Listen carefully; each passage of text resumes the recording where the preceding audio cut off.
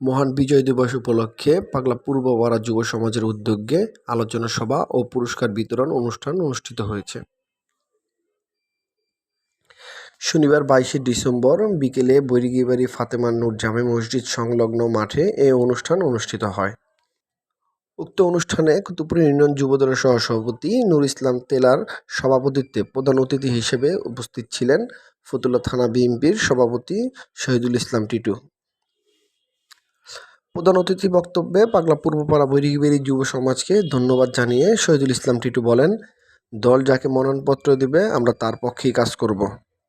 আমরা যারা শহীদ জিয়ার আদর্শের সৈনিক বিএনপি করি, আমাদের আগামীতে নির্বাচন, এই নির্বাচনে দল যাকে নমিনেশন দিবে আমরা সবাই মিলেমিশে তার জন্য কাজ করব এবং তাকে ধানের শীষে জয় করে আমরা ঘরে ফিরব।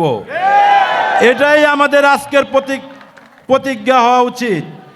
কিন্তু আমরা যদি এখনই মনে করি অমুক ভাই নমিনেশন পাবে, অমুক ভাই পাবে, দক্ষিণে যাব একবার, পশ্চিমে যাব একবার, আবার এলাকার ভিতরে আপনার ওনার সাথে ব্যালেন্স করবো, এগুলা থেকে দূর হয়ে যান।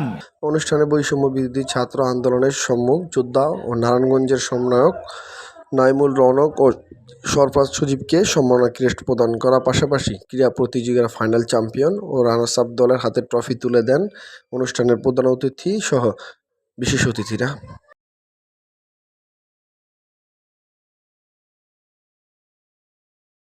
26 শেখ, ST নিউজ।